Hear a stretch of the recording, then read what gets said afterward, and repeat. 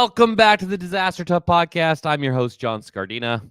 Man, I was just in the Florida Hazardous Materials Symposium. I was their keynote speaker. It was a really fun opportunity. Huge shout out to Chief Jonathan Lamb, Michelle Chikowski, Sai Oikada, and everybody else who puts on that amazing symposium.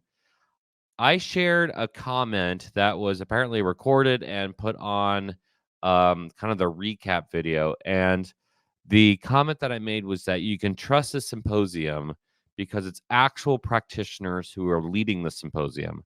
There's something like 700 or 800 people who attend, mostly firefighters. And this is everybody who wants to get better at hazardous materials preparation, response, recovery, that kind of stuff. And they were all in. And it's amazing to see practitioners lead. We do the same thing with dynamic populations. We only allow people who have done the job to instruct and to organize. And it is like night and day. It's a special thing that we do over here. It's incredibly special to see the Florida Hazardous Materials Symposium do that as well. And it just takes it to the next level. When you have organizations like Amphibar, Lee, who did a presentation, so huge shout out to him, come in and talk about all these different hazardous materials responses that they did with images and lessons learned and going through the whole deal. Such an incredible opportunity to see that. Again, somebody who's actually done the job. Or another group like Paladin, Acela, who's one of our sponsors. They were there. They were actually right next to us the whole time. And, they've actually gone out, their leader, who's David, who's been on the podcast just a week or two ago, on there talking about how he's actually done the job. It's so incredibly important that we start recognizing that if people are calling them an expert, they have better done the job. You can 100% be a learner.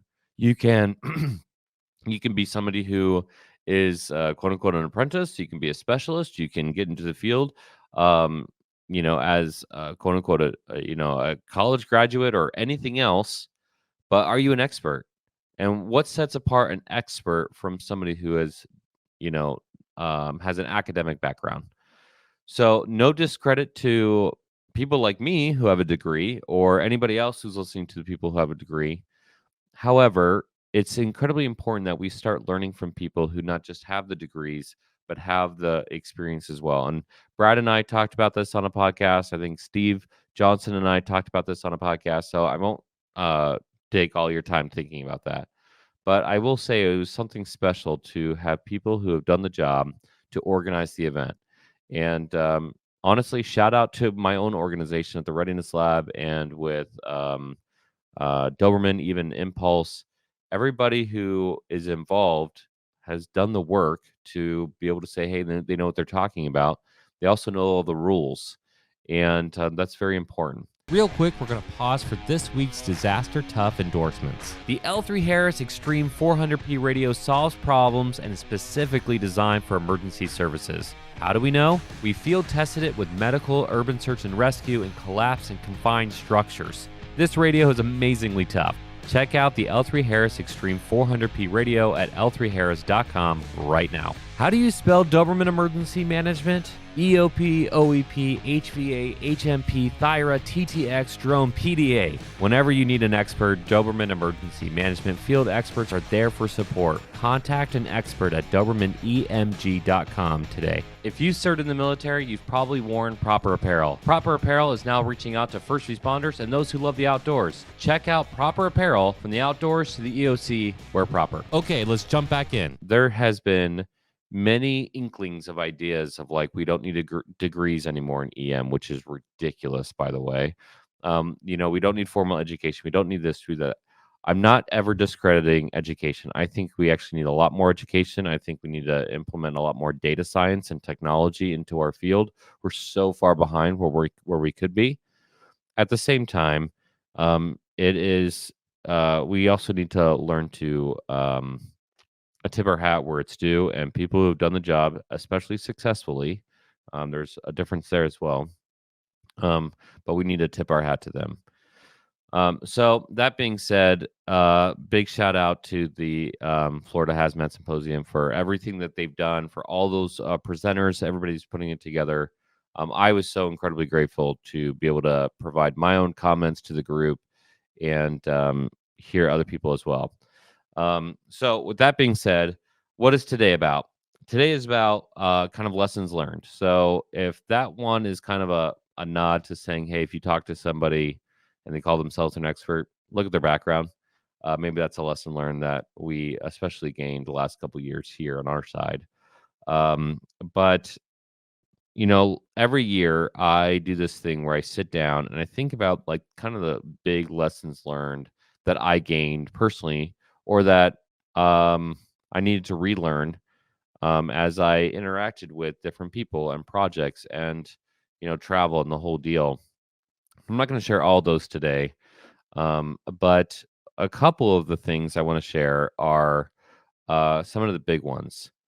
And, um, I think this can help you in your field and maybe help as you interact with other people, especially as you interact with new people. I have chosen to take the route of trusting people early, and that sometimes has backfired.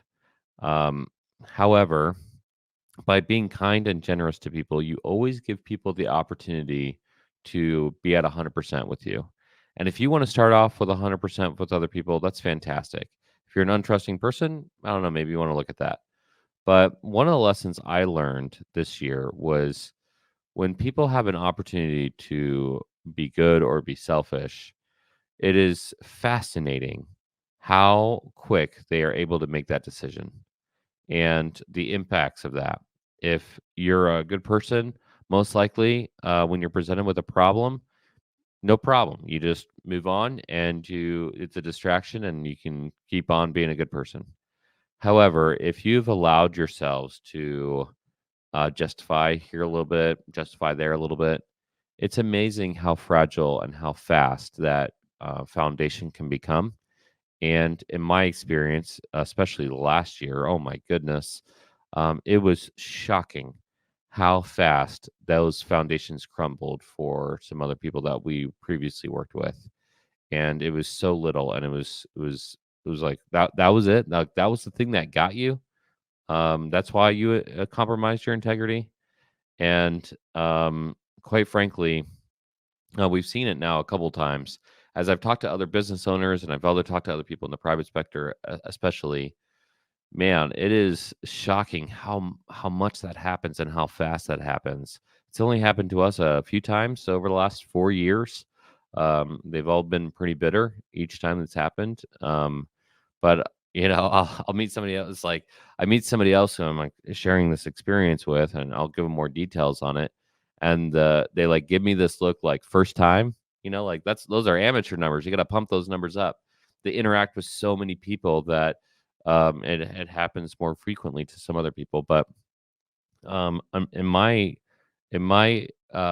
world, the lesson learned, the advice that I could provide is don't allow for the fissures. Don't allow for the little cracks in your system. Stay on that line or way far above that line of just doing good and doing good for the right reason and never compromise. I absolutely refuse to compromise. My senior team refuses to compromise. And when we meet with people now that do kind of compromise, we don't even like, we don't want to get to that point of like them like watching their foundation crumble. We're just like, hey, we don't want to work with you. And it's really it's becoming like lightning fast. So lesson learned, be aware of the little red flags that other people are putting up, especially if you're in a hiring position, if you have a staff. If people are doing things that you are trying to justify, like, oh, maybe they just don't know this or maybe they don't know that, it's probably a much bigger issue than you're aware of. And it's not because the issue itself is big, it's because of what can happen to those people's foundations once they start justifying and making poor choices. So, um, just some advice there, or a lesson learned to be aware of. Be aware of the what I would call small cracks in people's foundation.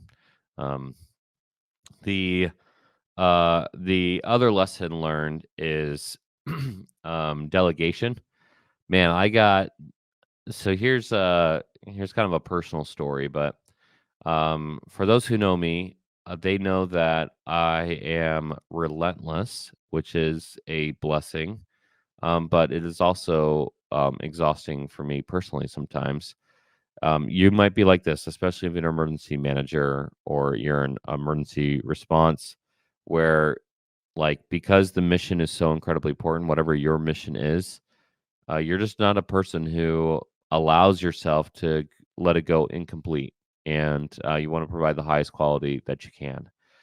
Well, that has like literally been like killing me this last year. I have had like very little sleep all year, and quite frankly, like I don't know if it's an addiction or what, but I got to figure out this sleep thing. But in that regard, there was a moment a little while ago where my wife had been planning a special meal for our family for like a while.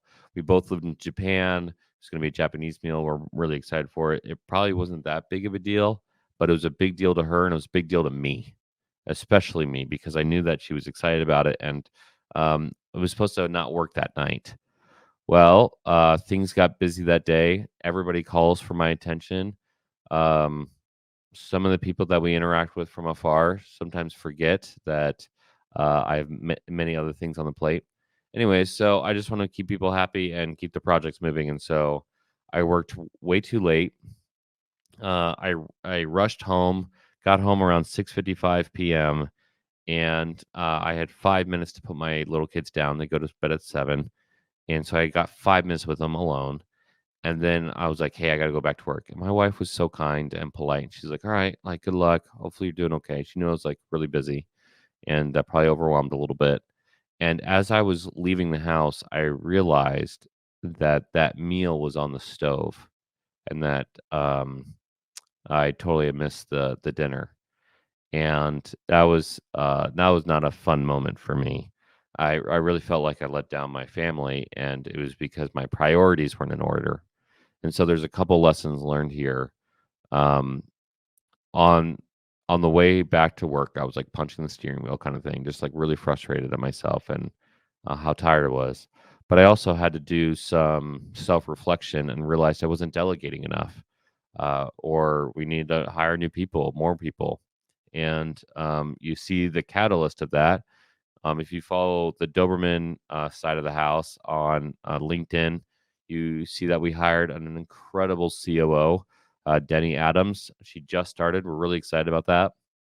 But one of the things was just like the internal organization stuff, like getting things off my plate was so incredibly important so that I could be more effective in my job. I could have a little more time with my family and so on.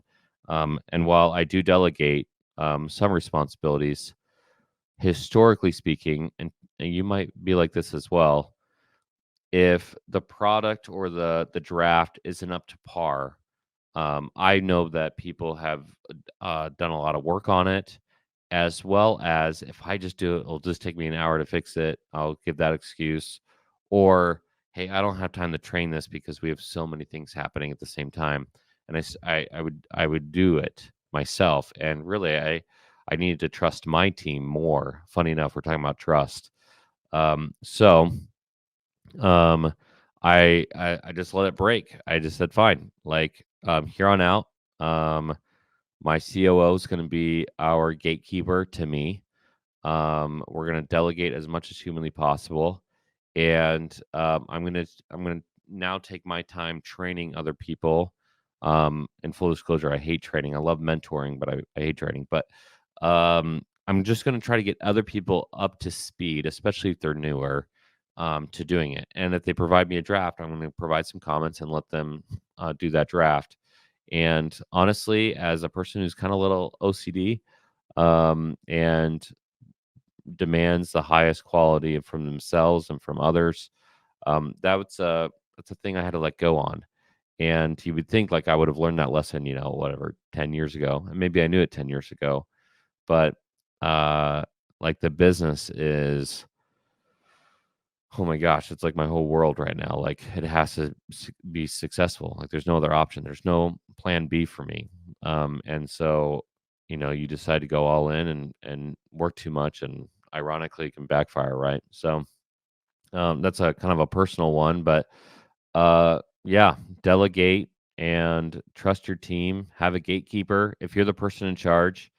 It's what happened over the last probably last year or so. I like people. I'm friendly. I like to make people happy and I like to have a good time. And we have lots of friends in the field, and some of them are listeners to this podcast.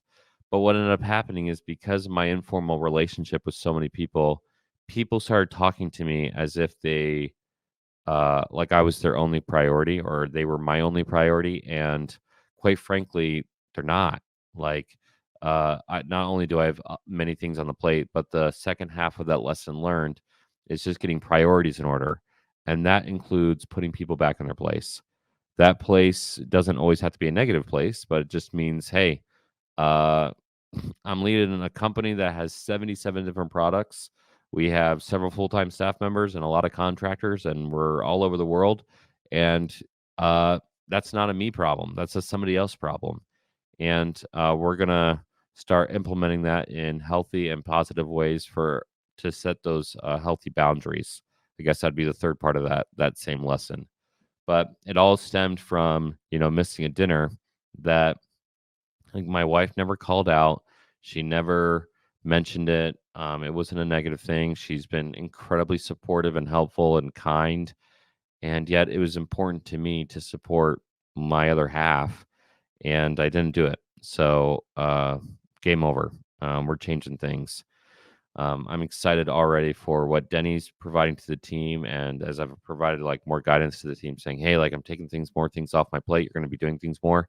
It's been so incredibly encouraging and fun to hear my team say, "Yeah, we actually want to do that stuff." It's like, okay, let's go. So I'm excited, and gosh, what an amateur lesson to learn, but important to learn as we were growing as a team. And I'm glad we've learned it now rather than 5 or 10 years from now. Hey, we're going to do a quick pause X to thank our sponsors, L3 Harris, Proper Apparel, Impulse, Doberman Emergency Management, and all those subscribers who reach out to us and give us a donation to help us keep us going. Let's jump back in. One of the last lessons I've I learned from last year was I just want to make sure I frame this in the right way.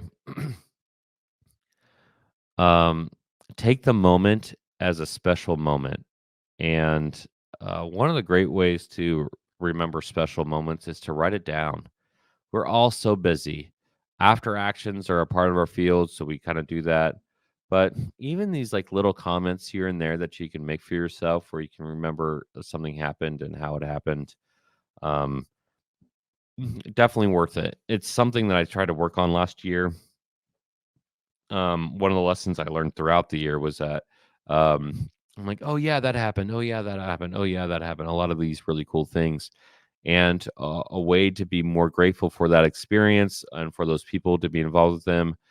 I just try to record it and to let people know that I was grateful for their contribution, and do that. In my keynote speech about the 7 lessons of leadership, we talk about being a peacemaker. I referenced Russell M. Nelson. It was actually 7+1. He was my +1. They're at the very end. And I talk about how a lot of us in emergency services put on this tough guy attitude, right? Like you have to earn it. You have to earn it. Yeah, brother. You know what I mean? It gets weird. You're like, why? Why do you have to earn somebody else's gratitude? For me, again, going back to the original in this podcast is you can start off as 100 with people, and if you compliment people and you're a peacemaker, it doesn't mean that you can't delegate. It doesn't mean that you can't watch out for the red flags. It doesn't mean that you shouldn't train or do some of those other things that I mentioned, or having a gatekeeper if you're in charge. However, when somebody does something nice for you, it's really nice to hear a thank you and to be able to take a thank you and to not dismiss it. At the same time, to be able to provide that.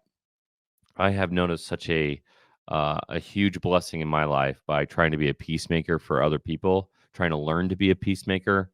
There were some moments last year where, I wanted to lose it. I was like going back to that integrity thing. I was blown away by the incredible stupidity of other people, and I seriously believe it's because of those little cracks, and didn't call it out in real time, and didn't put them in check or back away earlier than I should have, and it blew up. And at the same time, I could have made it a lot worse by going in a lot harder.